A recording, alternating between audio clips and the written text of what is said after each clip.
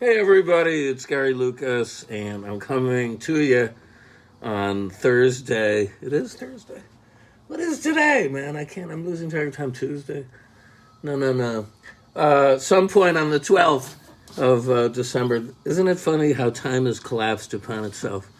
Really, I think it is Tuesday, actually. So,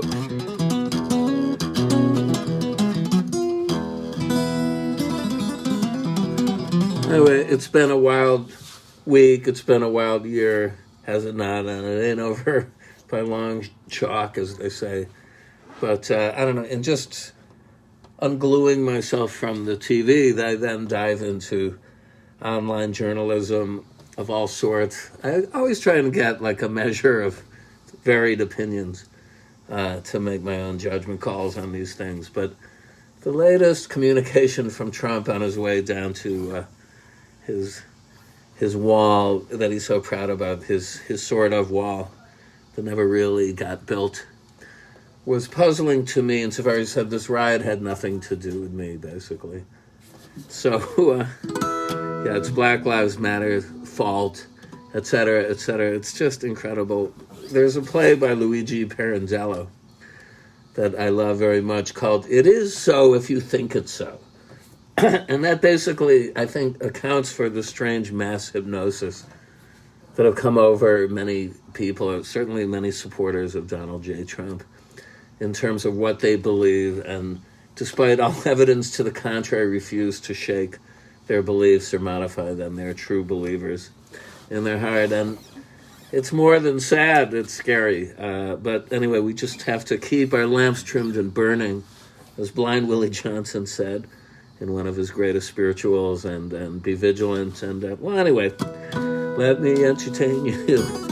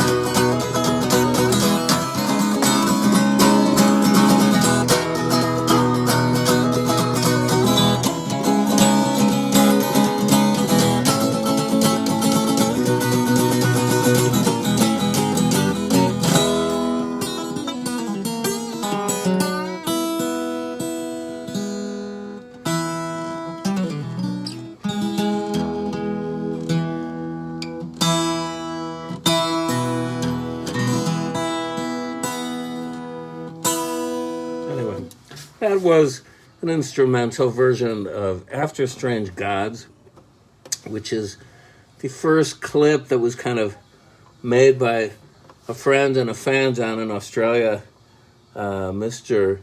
Paul Ryan, who goes under the name 3AAA or AAA 3XA. And anyway, I just sent him a whole bunch of images over many years from my career, various aspects of it.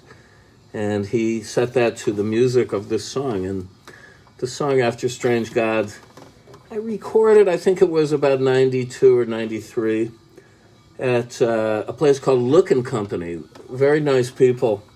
That was basically an advertising music services office with a studio where they produced a lot of music for commercials, mainly TV commercials, but they had a really good studio. And I was friends with the owner, Jean Look, and her guy, Mark Blatt, two fine people in New York here, and they let me come after hours. I don't think we started that track till after midnight one day, and I had Jonathan Cain on drums, great drummer who was a mainstay in Gods and Monsters for many years. And I had Ernie Brooks, also the same, a mainstay and still with us, playing bass.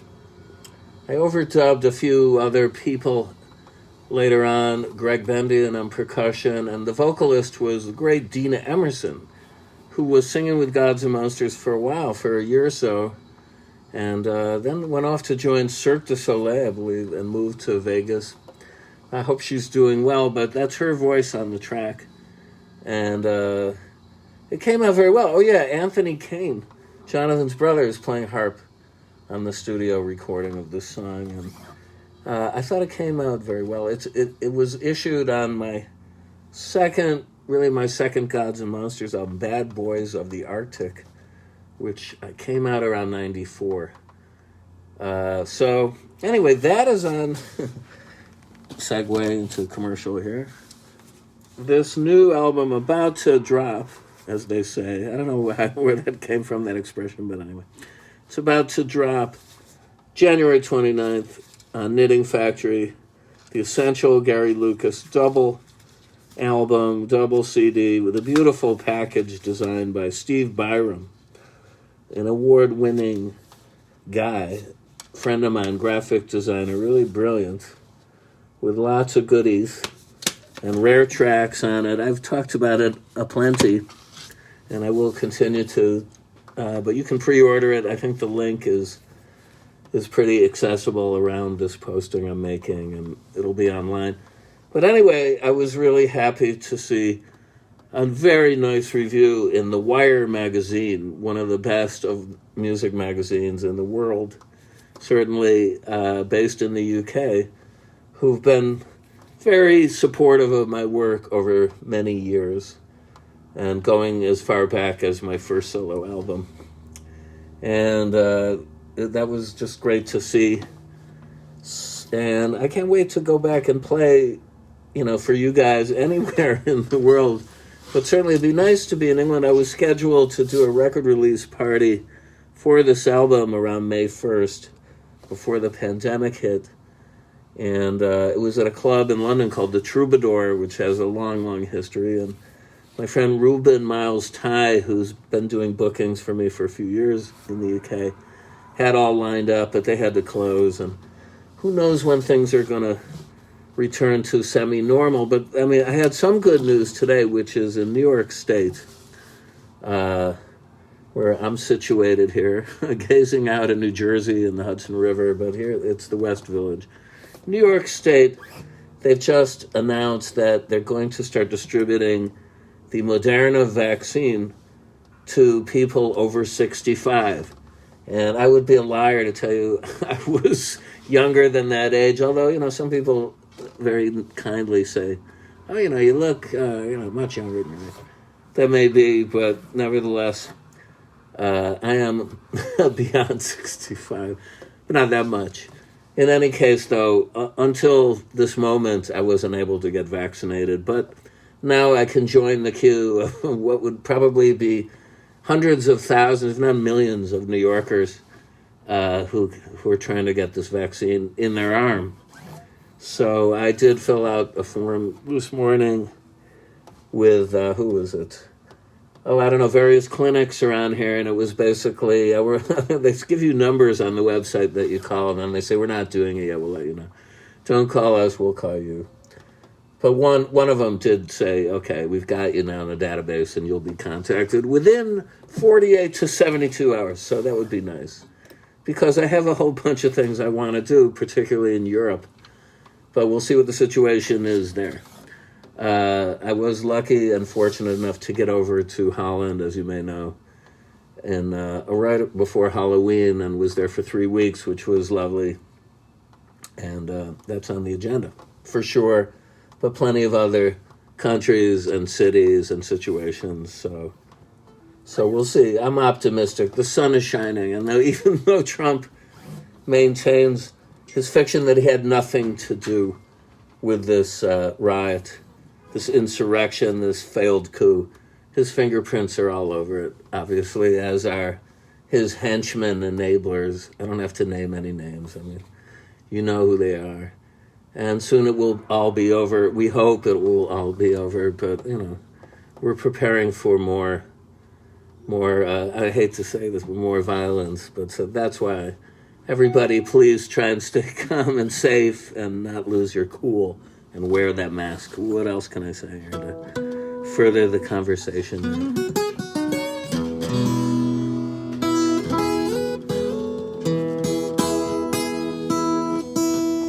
Now, one thing I do have to do when I venture out soon is to get a new set of strings to put on this old baby. My 1946 J485, because it's reached the point with the way I like to set it up that the strings that are presently on it are not going gentle into that good night here, let us say, or maybe they are too quickly. It's the heat death of the universe situation. What happens is I'll put them on and they just sound too bright for a couple of weeks, basically. That bright guitar sound. I'm not a fan when it's too early bright, certainly with acoustic guitar. And then they start to lose their luster, as they say, and they're kind of the tintinnabulation of the strings become a bit more on the mellow, dark side, and that's my favorite. That's the sweet spot that I like to engage with here on this guitar. But then they start to bend and not hold their tunings, despite my best efforts. I've had new tuning pegs put on this thing. Sacrilege, I know. It's a 1946 Gibson that says on the headstock, only a Gibson is good enough. How presumptuous. I like them because they always sounded the bluesiest when I was a boy. Whenever someone would have an old Gibson acoustic, there was something that just I didn't find in other guitars of the era, without naming any names, because, I might want to get an endorsement one of these days from somebody else. The Gibson were pretty nice to me. In fact, there's a clip of me jamming with the then CEO of Gibson on YouTube. Just plug in Gary Lucas Gibson, MSNBC. No, it was CNBC. It was a Morning Joe show. One of those really early shows. That was a good one. I mean, that guy was under fire at that point because Gibson apparently was poaching on timber, particularly of the rosewood variety that comprised the necks of a lot of their guitars, to make their guitars. Even though they're being made domestically, that was not good. So he went on to argue the case that really they were not doing that and they were providing jobs for people. I know that a right-wing Republican senator was also on the guest of that show who gave me his card and told me to contact him, but I never did follow up on that. I didn't think that was a good path to go down, sorry. And anyway, you can see me playing and with this thing. And, this is from the 46, and it's still my favorite guitar.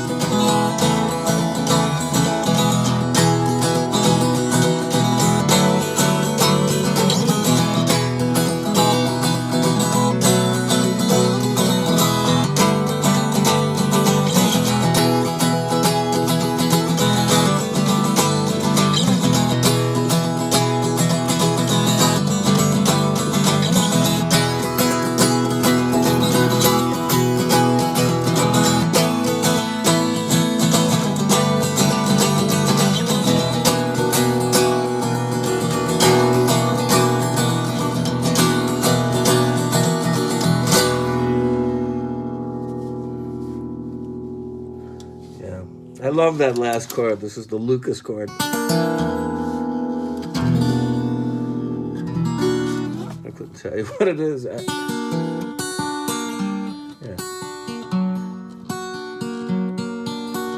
Almost like the vertigo chord, right? The major minor seventh chord. I did a little discursive essay about the connection between much of Bernard Herrmann's film scores and this particular chord. A couple episodes back, and I posted it in a few places. So if you're interested to see about the connection between Herrmann and Wagner, vis-a-vis film music and Richard Wagner's leitmotifs, particularly his leitmotif for the Valkyrie, Die Valkyrie in Act 2, when Brunhilde ascends on the battlefield along with her cohorts to fly away in their arms many dead soldiers who've fallen. This is Hi-to-ho. I can't do it, but you know what? You get the drift. This is the same chord, essentially. And Herrmann plays it and picks it over, does all sorts of nice things with it throughout that score. It is one of my favorite scores, Vertigo. I definitely am fond of that film.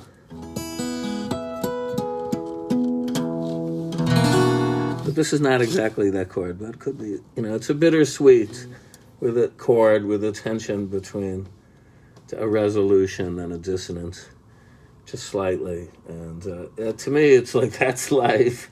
That's basically it. It's like walking that knife edge between serenity and paranoia, perhaps.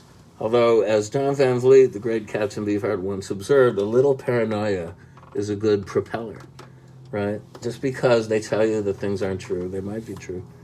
But I guess that same philosophy extended ad infinitum might lead to something like QAnon. So you got to really, you have to really be careful about what you take in your analysis, in the final analysis, right? Like garbage in, garbage out.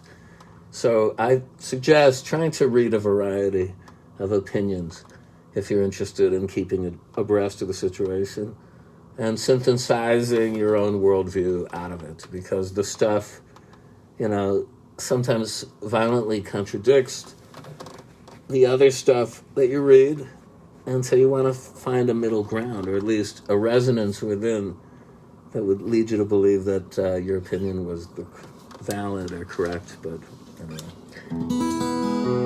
just keep your lamps trimmed and burning, man.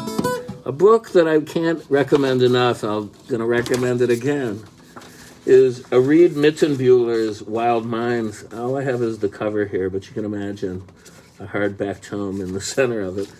And this is a history of early pioneers of American animation. And it dwells a little bit on some European animation, such as Georges Méliès, which is excellent too. But I'm talking about mainly drawn cartoon animations brought to life. And it's a fascinating story. And to anybody who ever enjoyed Popeye or Betty Boop or the early Disney or Winsor McKay, Dream of the Rarebit Fiend, and Little Nemo in Slumberland. There's so many classic animators and animation geniuses of the early 20th century, up to Warner Brothers and people such as Chuck Jones and Tex Avery. It's all in this book, and it's really well written and engaging, and it doesn't load you down with a lot of technical trivia, which I find many of the books under discussion sometimes laden themselves a little bit too much with, but they're out there too, those kind of books. This is a good overview, so I'll recommend it. And I want to thank, again, Mark Green. What a guy. This guy comes forward with some sort of tip acknowledgement of my work here every time I play. So you're a gem. What can I say? I got to send you a nice gift in the mail or something. John Alderman, also, thank you from last time for your generosity. And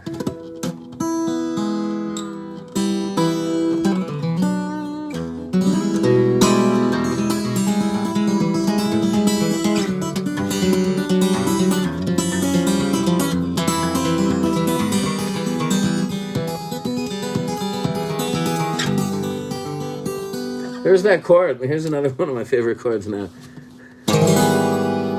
Good one, eh? I wrote a piece of music that begins with that chord and gave it to a French band I was working with around 2000, 1999, 2000, called Tangier, which means Tangier. It's like the French word for Tangier in Morocco. These were young French kids, very much enamored of Moroccan culture, among other exotic, to us, exotic forms of music. I met some amazing Gnawa players in the House of Gnawa there in Tangier, doing pre-production with them. And this is a tribe of Moroccan herdsmen who have some fantastic musical skills associated with various instruments that they've made themselves.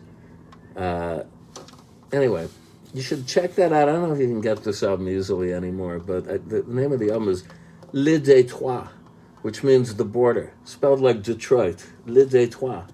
And the group is Tanger, Tanger.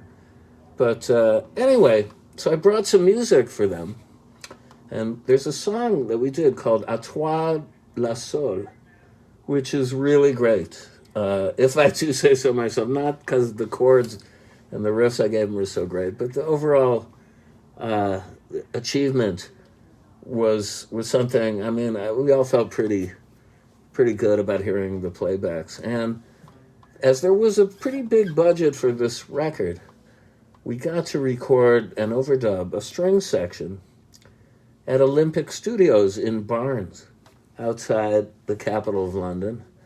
Not too far, actually, from where Mark Bolan crashed and burned in his Rolls Royce. That tree was standing there covered with notes, as it always is, love letters to Mark, and, undying love pledges. And to be in Olympic Studios, which was, the scene of a lot of great music recording that I'm sure you all know of, but for instance, a lot of the Rolling Stones' great, psychedelic efforts were done at Olympic, and that was something else. So, and the guy that we had as the string arranger was an amazing character who had worked for Immediate Records under Andrew Loog Oldham, my old friend. Andrew had the first significant independent label in the UK and had impeccable taste and signed many, many great artists such as The Small Faces and The Nice, etc., etc. Anyway, we had David Whittaker, who's no longer with us, to arrange strings on this session. And, we gave him suggestions as to sort of the sounds that we wanted to hear on this track, including, make it sound a little bit like Gil Evans' Sketches of Spain, do this, do that. And he really pulled a rabbit out of the hat. He did a fantastic arrangement of this orchestra he put together. And I was there, I just couldn't believe my fortune and my good luck to be sitting behind the glass hearing the song and music of which I'd composed instrumentally come to life. And these chords played, including this one, which is how the song also ends, in the sort of unresolved tension chord with a lot of dissonance in it. And some of the string players seemed to make a face. I wanted to know if I had to check their voicings to make sure they were hitting the right notes, but it came together, and maybe I'll try and post it if they don't. A lot of times now, these days, robo-police are pulling down my postings. Like, I'm violating a copyright, even my own music. I'm violating Gary Lucas's copyright. It's, annoying, to say the least. Instagram is the worst on this so far. But I'll try and post the song because it's really good. All right, so I'm going to play that instrumental.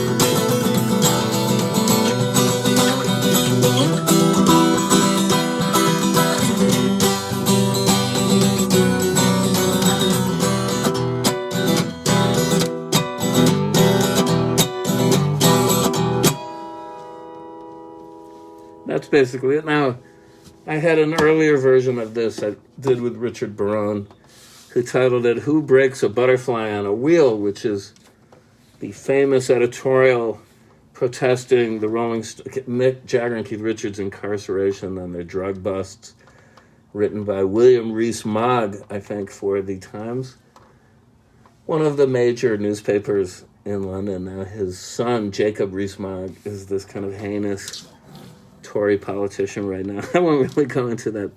But William Rees-Mogg stepped up to the plate and wrote this, which is a quote from Oscar Wilde: "Who breaks a butterfly on a wheel?" Like, these people, do they really represent an existential threat to the youth of America, these filthy Rolling Stones, of which you wouldn't want your daughter to marry one of them? No. And anyway, they got off, as you know the story. But now it's called À toi le seul. Anyway, let's seek it out.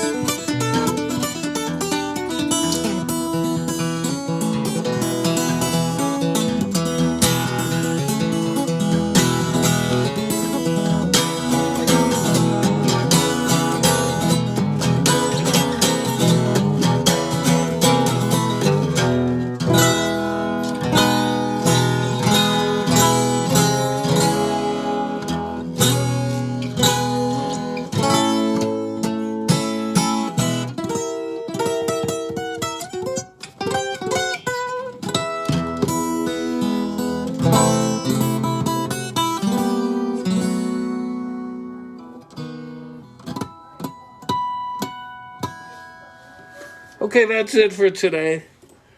I hear some chatter coming in the other room from Caroline, and I have to go right now. But I want to thank also, while I'm here, Corne Evers, my old friend from the Netherlands, who did a very lengthy interview with me today. I don't know where he's going to run this, but it was delightful speaking with him, and I haven't seen him in many, many years. And I'm so happy you guys all tuned in. I love playing for you, as you know. And I'll be here Thursday again and Saturday at the same time. And let's look over the neighborhood. It's a beautiful day. Yes. Well, anyway, don't forget, wear that mask and keep your lamps trimmed and burning. Love you guys. See you soon.